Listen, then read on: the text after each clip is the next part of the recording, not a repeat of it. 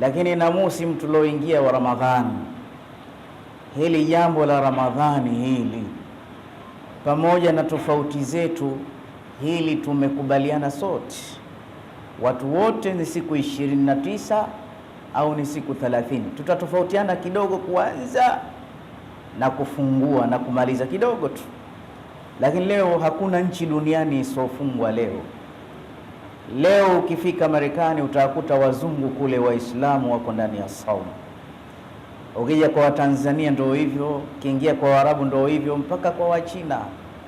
Mnataka alama gani mjue kwamba Uislamu ni dini ya Allah? Upande wengine ule, kwa sababu tulitoka sisi kule, kuna vitu vingi hatuamiliani. Kuna baadhi ya funga tutafunga wachache, wengine hawafungi kabisa wala hawaitambui funga hiyo. Kwa hiyo inna dina inda Allahi alislam. Kwa hiyo hata aada alislam la yaarifuna qimata Ramadhan, hata maadui wa Uislamu wanatambua thamani ya Ramadhan. Na wewe nipe masikio machache niongee kiu chache. Ni nini Ramadhan? Ar-Ramadhanu yakfihi sharafan annahu rukunun min arkani al-Islam. Ramadhani inafaa kuwa ni utukufu mkubwa, kwa sababu ni nguzo miongoni mwa nguzo za Kiislamu. Bunya al-Islamu ala 50. Mtume sallallahu alayhi wasallam anasema huu Uislamu huu umejengwa juu ya nguzo 5. Miongoni mwa nguzo 5 ndani yake Ramadhani imo ndani. Kwa hiyo ni ibada kubwa, ni ibada ambayo ukifanya mchezo Uislamu wako haukamiliki kabisa kabisa kabisa. Wa Ramadhanu yakfihi fakhran annahu unzila fihi alquran, shahr Ramadhan alladhi unzila fihi alquran.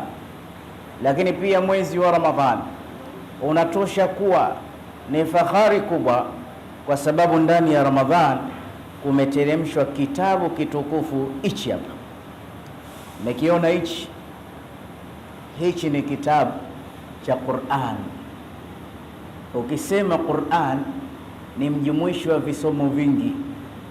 Vitabu vipo zaidi ya 52 vya Allah. Vitabu maarufu ni 4. Vitabu vyote vile vimemezwa na Qur'an. Qur'an tibyanun likulli shay. Qur'ani ni ubainifu wa kila kitu.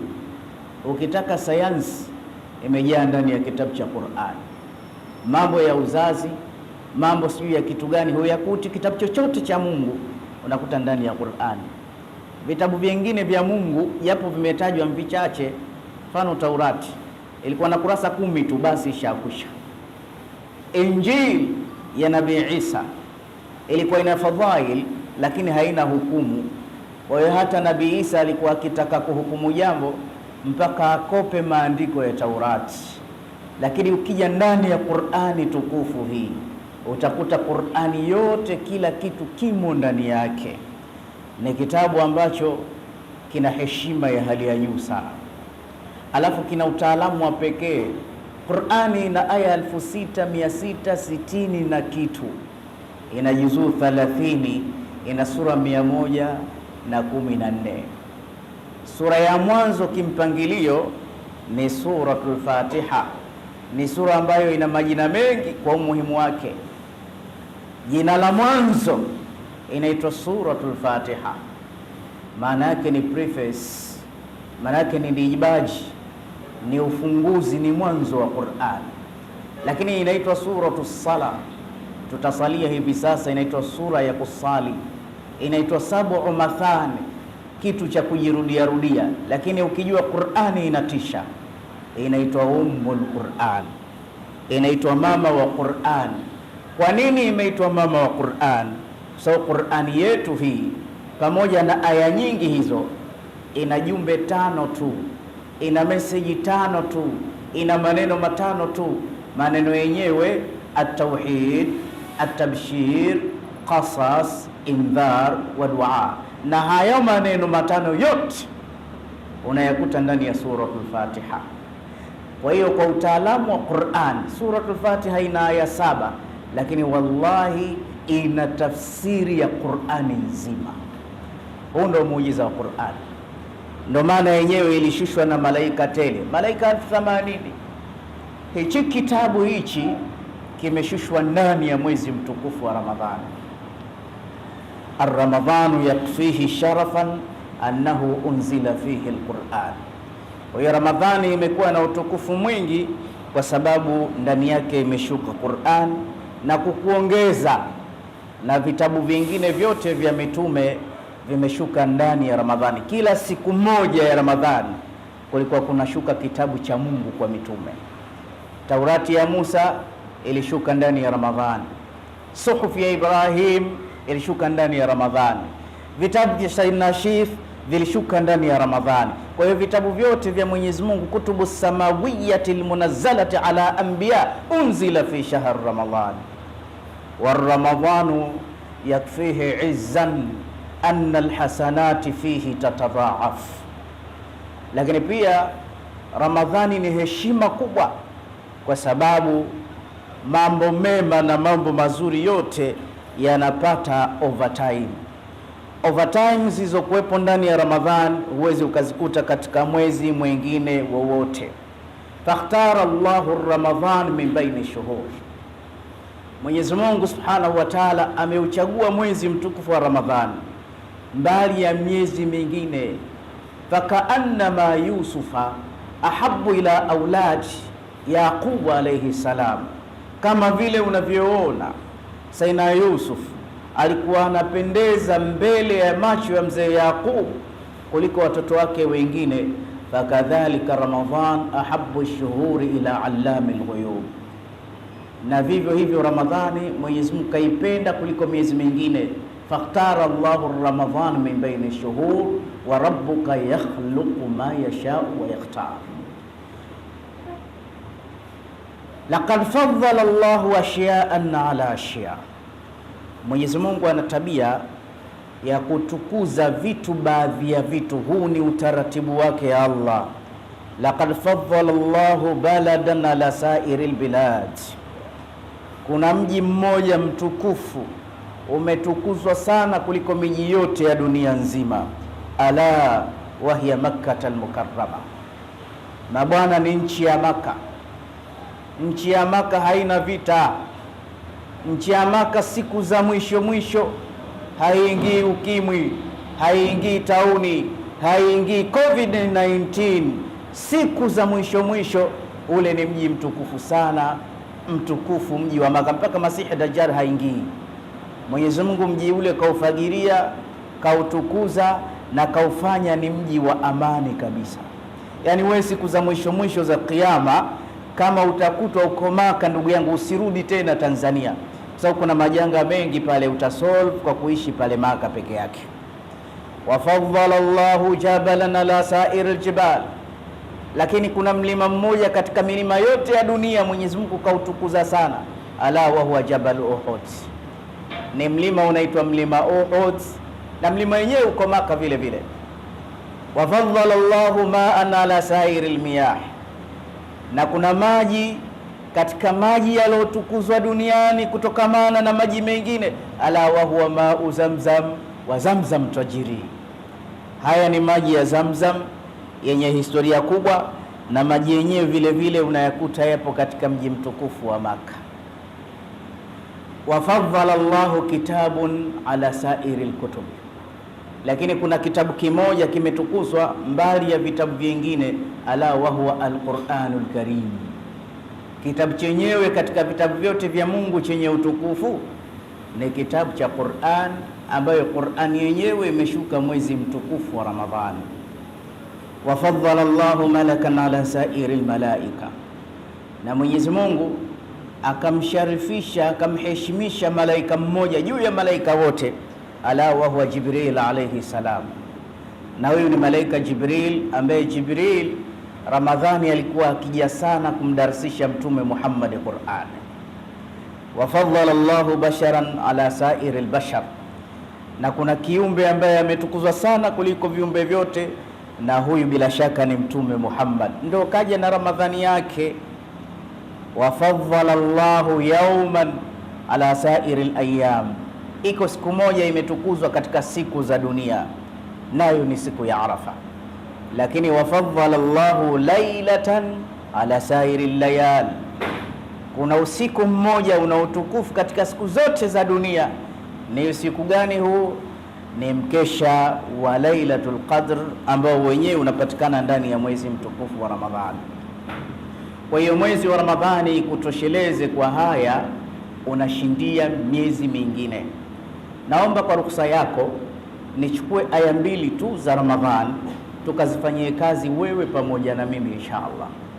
Aya ya mwanzo Allah anasema ya ayyuhalladhina amanu, na itakuwa si vyema nikatoa hutuba ya Ramadhani bila kuisoma aya hii. Ni aya tunaitegemea sana kwa ajili ya Ramadhani. Enyi waumini wa dini ya Kiislamu, na bwana waumini ndio si tulokaa hapa msikitini, na tunamwomba Mungu atilie nguvu imani zetu. Enyi waumini ya dini ya Kiislamu, kutiba alaikumus siyam, mmefardhishiwa jambo la kufunga saumu. Lugha iliyotumika pale kwenye kutiba imekuja kwa majuhuli, ay furidha, mmelazimishwa. Na lugha ikija kwa kutiba ni tofauti na kataba. Hata angesema kataba alaikumus siyam ni sawa pia, lakini neno kataba na neno kutiba tofauti yake. Yakija maneno ya kataba ni vitu vyepesi vyepesi, vitu rahisi rahisi, na aya hizo ziko ndani ya Qur'an. Kataba ala nafsihi rahma wabtaghu fima kataba Allahu lakum, mambo mepesi mepesi. Lakini jambo likiitwa kwa kutiba wanasema ni shaqun, ni azizun, ni jambo gumu, halina usahali, ni zito. Angalia hata katika mambo ya kivita Mwenyezi Mungu alitumia sigha na staili hiyo ya kutuita ya ayyuhalladhina amanu, enyi waumini wa dini ya Kiislamu, kutiba alaikumul qital wa huwa kurhun lakum, mnaitwa mkapigane na nyinyi mnachukia kupigana, kwa sababu ni issue za kuuana hizi. Yale maneno ya kuitwa kwenye vita ndio katuita ndani ya saum, kutiba alaikumus siyam. Ni kwamba Mwenyezi Mungu wallahi anatambua jambo la saumu ni jambo gumu na halina urahisi jambo la kufunga. Juzi nimekutana na mtu mmoja anakuja ofisini kwangu, ambe ustadhi unaumwa? Nikamwambia mimi niko fiti. Kwa nini? Sasa au ndo saumu umepungua siku 2, leo chungu cha pili. Nikamwambia njaa mwanaume, na njaa mwanaume kweli. Saumu hii ione hivi hivi saumu. Kuna mtu wangu wa karibu machachari sana, ana tabu sana tokea juzi, namtania kanywea, hana hata vurugu. Ufikiri nini? Njaa. Wengine hata khatibu hajaanza mnaanza kusinzia. Unajua nini? Wallahi njaa ya hatari. Ndio maana katika hadith kudusi Mungu anasema hata yatruku ta'amahu, mpaka mtu anata chakula chake mwenyewe hajakatazwa, unakiacha hivi hivi. Si unaona kama mimi nilivyo hivi? Mungu angeonekana pengine leo ungemwambia Mungu, hebu nihurumie, nimeweka daku langu zuri, nimepitiwa mazima na sijafuturu vizuri, lakini itabidi ufunge. Kwa hiyo Mwenyezi Mungu kaona hichi ni kibarua, unaacha chakula, unaacha kinywaji na matamanio ya halali kabisa. Yule mke yule unamwacha hivi hivi. Mtu mmoja yusi anamlalamikia mke wake, ambia sasa mambo gani tunafanyiana? Unaona nimepitiwa hata sijakugusa mpaka asubuhi. Sasa itakuwaje? Ambia ndio ufunge hivi. Haya yote Allah kayaona. Na kuna watu ibada taban, mtu yoyote kula anapenda, hakuna asopenda kula. Kula ni neema ya hali ya juu sana, lakini ni haja, na kuna watu njaa hawaiwezi kabisa. Kwa hiyo Mungu katuita kana kwamba tunapelekwa kwenye vita. Utafikiri tunapelekwa vitani, sababu chakula kina mtihani mzito. Kutiba alaikumus siyam, mmeitwa kwenye jambo gumu zito la kuacha kula na kunywa na matamanio. Sasa mtaulizana, imekuwaje tuitwe katika jambo gumu kama hili? Mungu akapunguza kidogo ule ugumu, akasema kama kutiba ala alladhina min qablikum, kama tulivyowaita waliokuwa kabla yenu nyinyi. Unajua jambo ukiambiwa mwingine ashapitia ule mtihani kidogo unatulia, kuliko likianzia kwako. Ukiambiwa bwana, umeona hii njia hii, watu pale wanakabwa pale, kwa hiyo tushakwambia mapema, ushapewa notice mapema. Ukifika pale ukitiwa mtama, ule mshtuko wake si mkubwa, wanasema jamaa washafika, kuliko ukiwa hujaambiwa utapanic, wewe kumetokea nini, kuna nini, kumbe ni sehemu mbaya ile. Kwa hiyo Mwenyezi Mungu kupunguza ukali akasema haya maonjo hamjaanzishiwa nyinyi, kama kutiba ala alladhina min. Unaona Mwenyezi Mungu anavyojua kuongea lugha laini na waja wake, angesema tu fungeni, kushilia mbali. Alafu Mwenyezi Mungu ajibu, amesema kutiba. Ingekuwa mimi na wewe tungesema katabtu lakum, nimekufardhishieni mfunge. Lakini kwa Mungu anatuhurumia na jambo lenyewe zito, anasema kutiba. Ukisema kutiba, mmelazimishwa. Sasa mnaanza kutafutana nani katulazimisha, yaani mpaka kuja kugundua ni Mungu mwenyewe. Hatari kweli kweli. Hapa anaongea kwa usahali, kutiba, hata kujitia mzima mzima, nimekufardhishieni pia hataki Mwenyezi Mungu. Sasa ni jambo linaumiza. Mimi kila usiku mkiftari, kwa sababu madonda ya tumbo hayako mbali na mimi, basi natumia dawa yangu ya vidonda, na daku unatumia dawa yangu ya vidonda, kesho tuendelee na mdundo wa saumu. Kwa hiyo jambo la saumu hakuna hata mmoja anayesema wala halisumbui, linasumbua jambo la saumu. Kama kutiba ala alladhina min qablikum la'allakum tattaqun. Faida yake ni nini? Faida yake mpate takwa. Yuridu Allahu an yazra'a fi qulubina zar'an ismuhu taqwa. Mwenyezi Mungu anataka aoteshe mche ndani ya roho zetu, jina lake ni uchamungu.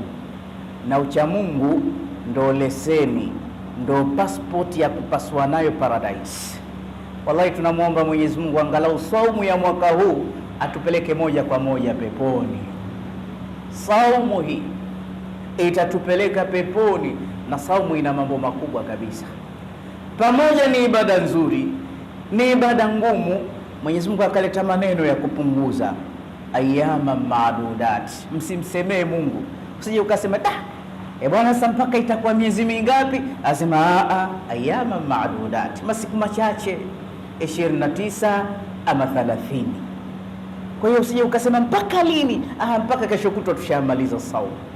Alafu pia asema sasa watu wote tukifunga, wengine hatuwezi, akabagua, faman kana minkum maridan au ala safarin fa'iddatun min ayamin ukhra. Yule ambaye atakuwa msafiri, mwingine ni mzee, mwingine ni mgonjwa sana, huyu basi aache kufunga, siku nyingine atakuja kulipia siku nyingine. Kwa hiyo hata mtu akisafiri akiacha kufunga, fadhila zake ni kubwa kuliko hata akiendelea na saumu yake.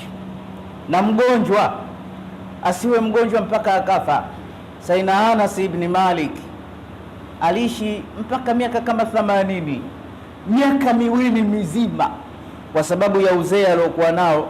Alikuwa hafungi Sayyidina Anas, alikuwa kila leo analisha maskini. Yani ukiwa wewe ni mzee au ni mgonjwa, basi itabidi ulishe maskini mmoja. Na siku hizo Sayyidina Anas ibn Malik, kwa sababu kila siku 30 alikusanya masikini 30 kwa siku wote, akawamwagia chakula wote, akasema nishamaliza deni la mwezi mzima sasa. Na wewe unaweza ukafanya hivi. Lakini tunaye mjamzito, mama mjamzito, mimba changa ina fujo, mama anadondoka kila saa, mara nyingine mpaka akatiwa dripu. Sheria imemuona huyu, aache kufunga asije akatufia bure. Wala tushaddidu dini ni nyepesi sana, asifunge.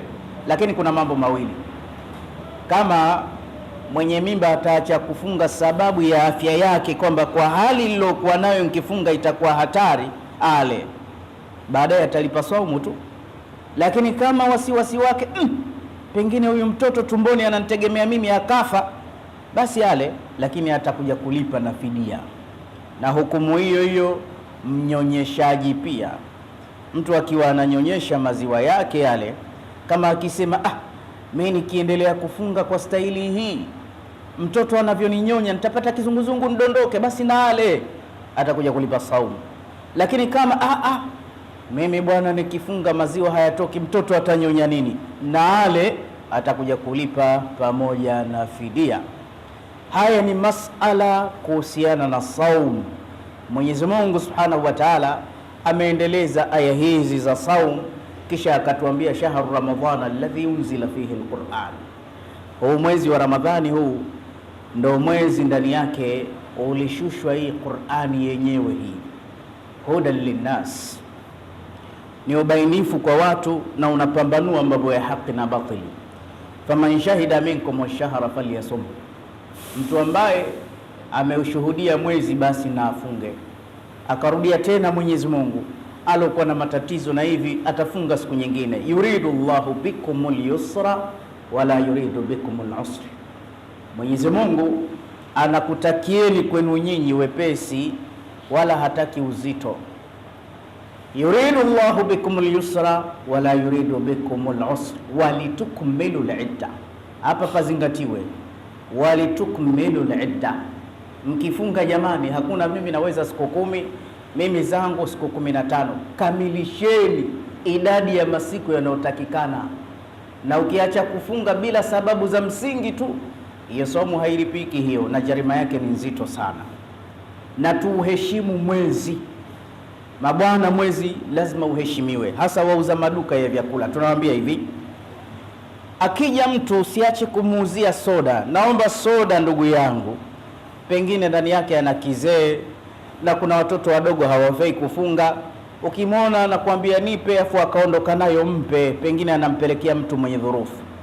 Lakini akwambia nipe soda, nifungulie hapa hapa, huyu usimpe. Mwambie wewe sikuuzii. Lazima mwezi uwe na heshima yake. Lazima mwezi uwe na heshima ya hali ya juu kabisa.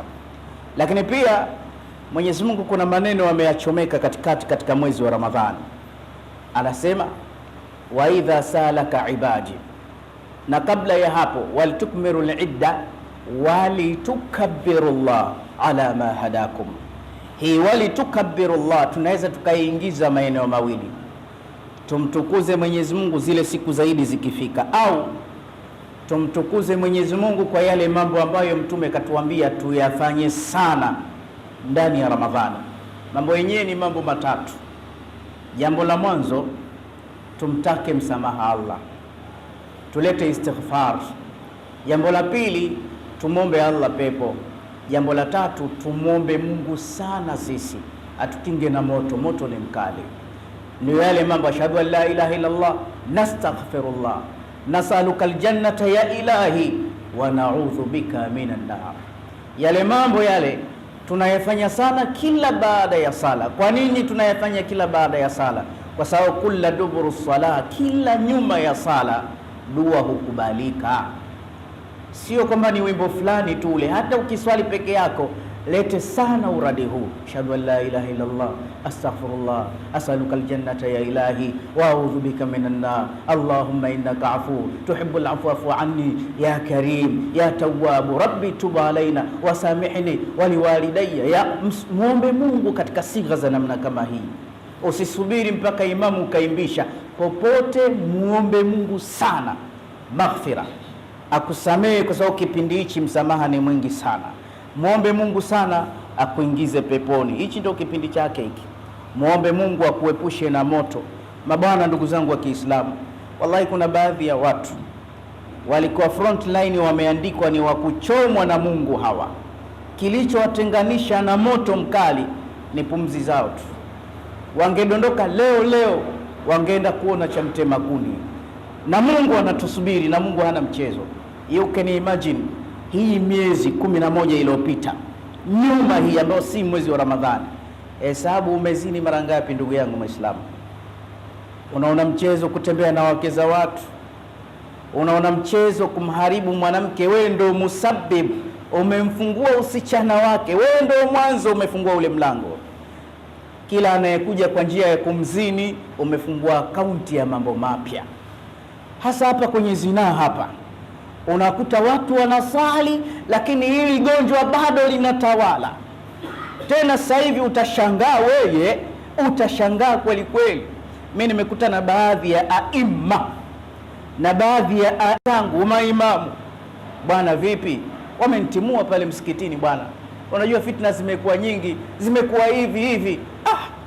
Watu Waislamu wanamfukuza imamu msomaji kama wewe, lakini baadaye unasikia habari za nyuma, imamu kakutwa kule kwa wanawake na wanawake bwana, tumemvumilia, mara ya kwanza kafanya hivi, mara ya pili kafanya vile. Sasa ikiwa imamu anawatolea macho wanawake, maamuma itakuwaje?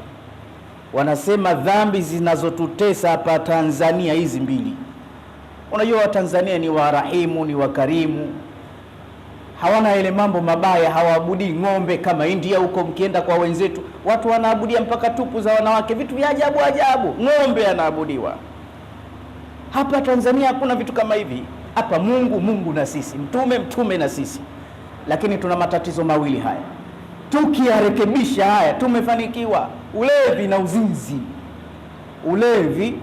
uzinzi, hivi vitu viwili hivi tukicheza navyo, kwanza maisha yetu yatakuwa super, halafu tutakuwa waheshimiwa kwa Allah. Azina jarima ihtazu arshur rahman, zina ni dhambi ikitendwa inatingisha jengo la arshi ya Mungu.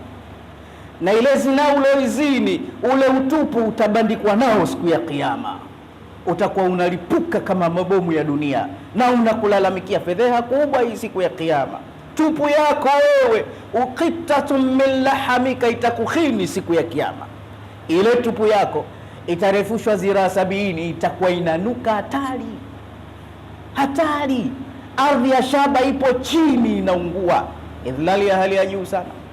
Haya yote wa kulla shay'in ahsaynahu kitaba, yamedhibitiwa kwa kuandikwa. Mtume kayaona haya, kasema ikishaingia Ramadhani kama hii, mtakeni sana msamaha Allah. Na msamaha kuna kujumlisha Mungu nisamehe zina zote. Toba haiko hivyo bwana. Toba, kila toba wajibu an yatuba min kulli dhanbin, kila toba moja ipe sharti zake 3. Kuna zingine zina sharti 4. Kwa hiyo anza kumwandika Asha, mletee sharti 3 za toba. Anza kumwandika Mwanauru, mletee sharti 3 za toba. Na kila sharti lazima ulie ndani yake, lazima uazimie sirudi tena dhambi yake. Hakuna toba inafanya unarudi, hapana. Sasa Mtume anasema mambo 3 muombeni Mungu. Na nikwambie siri, zina ina hasara nyingi. Miongoni mwa hasara zake, inaondosha haya. Mtu anayezini kwanza haoni vizuri, hata ukimwambia mtu yule yuko wapi, haoni, nuru inaondoka. Mtu anaozini hana aibu hana kabisa. Anaweza leo akamtongoza mtu kama mamake mzazi, wala hana wasiwasi.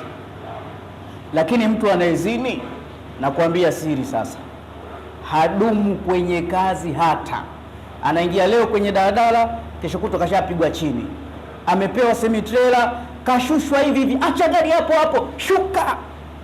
Alafu anakwenda kupewa mtu mwingine, asema mimi nina mikosi. Ni vile vivuli vya zinaa. Kuna vivuli vya mashetani, ukizini hapo vinakumbatia.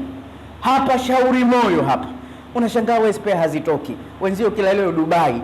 Basi hata wale wasiokuwa Waislamu wakienda kwa waganga wa kienyeji, anaambia masharti ya tiba yako, usije ukalala na mwanamke leo. Hawafanyi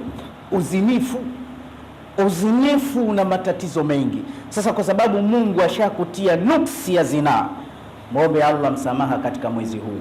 Na neno la mwisho kabisa la kuhitimisha, wa idha sa'alaka ibadi anni fa inni qarib. Kuna aya za maombi zilipachikwa kwa ajili ya mwezi mtukufu wa Ramadhani.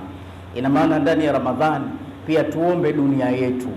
Muombeni Allah akupeni maisha ndani ya Ramadhani, ili mwezi tukiutumia vizuri, una uwezo wa kuendesha miezi 11 katika miezi 12 iliyobaki. Muombe Mungu fadhila zake kipindi hichi. Moja kati ya dua za wafungaji inakubalika. Tumia muda mrefu kumwomba Allah, hasa tumia zile miusimu ambazo dua zinakubalika sana, hasa pale anapoadhini muadhini, panapoadhiniwa mpaka muda wa iqama, pale dua zinakubalika. Omba dua za maana. Muombe Mungu akudumishe kuswali, muombe Mungu ufanye yoyote, lakini usife vifo vya ajabu. Haya ni mashtaka. Mungu nakuomba, mimi ni mja wako. Sema hivyo hivyo. Mara nyingine naingia guest huku nalalamika, mara nyingine naiba cha mtu, najua hiki si changu, sijui hata nitafia wapi. Siku za mwisho niulie hata msikiti ni Mungu. Siku za mwisho angalau nimetubia Mungu, usiniite kwako, ila pale unapoona kidogo nimetengeneza muamala mzuri na wewe, kisha mwambie Mungu. Ufukara, shida, madeni ndio usiseme. Mabwana, simama na Mungu kila siku moja, muombe Mungu akufutie madeni, akufungie kabisa mlango wa madeni. Kuna watu kwa ajili ya dua wanaishi bila ya madeni, na ili Mungu akuondoshee madeni, na wewe kama inawezekana wasamee wadeni wako, kama inawezekana, si lazima. Haiwezekani kuwasamee, wapunguzie, ni katika mema.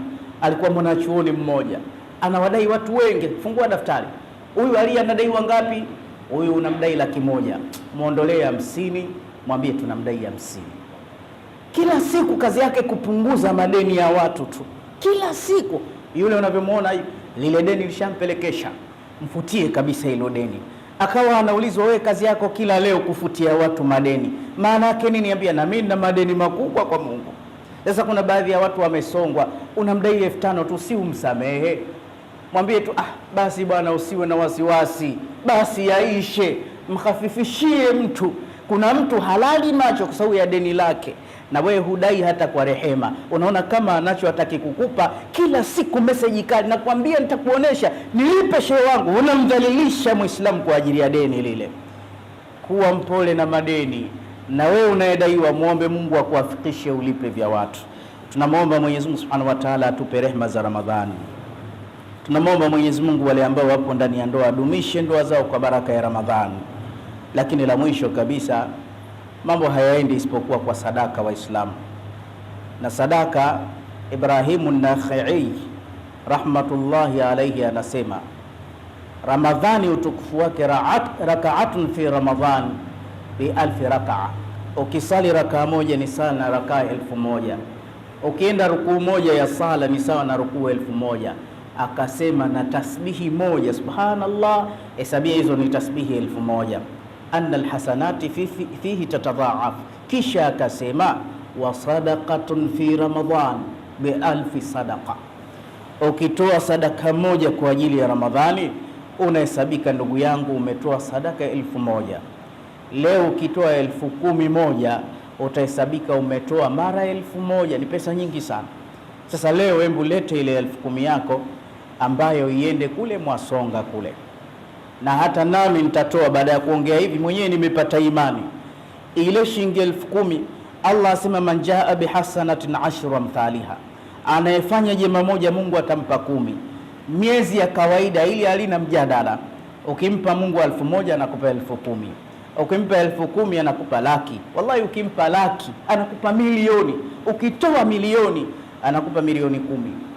Lakini ndani ya mwezi wa Ramadhani hata ukipiga hesabu kichwa kinauma. Usishangae ukatoa 10,000 Mungu akakupa milioni 10. Usishangae ukatoa milioni 1 ukapewa bilioni 1 na Allah. Na haya yote Allah anayaweza, haya yote Allah anayaweza. Kwa hiyo leo tumieni fursa ya Ijumaa, tumieni ndani ya Ramadhani, tumieni muda ambao uko ndani ya khutba. Na kama ya Mtume Muhammad inahamasishwa sadaka kwa ajili ya mambo ya kheri, kwamba sadaka yako uitoe hapa, muombe Mungu, mwambie mimi maisha tu, na mimi nipe mlango hapa Shauri Moyo, kuza biashara zangu, mimi ndoa zangu tu, mimi sipati mtoto, wazee wangu kaburini, hebu itilie nia. Lakini usisahau Mungu, kwa sadaka hii mimi nimezini sana, nimefanya liwati, ukiangalia haki za watu Shauri Moyo, nimeibia watu hawana idadi, na walipaje hawa? Mungu nakuomba hii sadaka yangu hii. Tena nikuongeze neno la Imam Ghazali, manake mtu ukichukua haki yake umrejeshe. Umechukua mke wa mtu wewe, ukienda kumwambia mwenyewe ni hatari kubwa. Imam Ghazali anasema toa sadaka kwa ajili yake yule mtu, ili umalize majanga siku ya Kiyama. Tafuta sadaka yako. Mungu, mimi binadamu nimepata ushawishi, ubinadamu umenichukua, mke wa mtu hasa nimeenda naye si mara moja, si mara mbili. Hii ni hatari, siku ya kiyama itanitokea puani. Wallahi, kwa hili Sheikh Uthmani kasema laki nzima iende huko Mwasonga na niishiwe nsiwe na kitu. Uone Mungu atakufanyia nini, ndugu yangu Muislamu. Baada ya kuyasema hayo, Mungu atujalie kila la kheri na atuepushe na kila la shari. Wa qala azza min qailin alim fa idha qara'ta al-Qur'ana fasta'idh billahi minash shaitanir rajim. A'udhu billahi minash shaitanir rajim. Shahru Ramadan alladhi unzila fihi al-Qur'an hudan lin-nasi wa bayyinatin minal huda wal furqan. Barakallahu li wa lakum bil Qur'anil azim wa nafa'ani wa iyyakum bil ayati wa dhikril hakim. أقول قولي هذا واستغفر الله لي ولكم فاستغفروه إنه هو الغفور الرحيم وهو لا إله إلا الله وحده لا شريك له إرغاما لمن جاهد به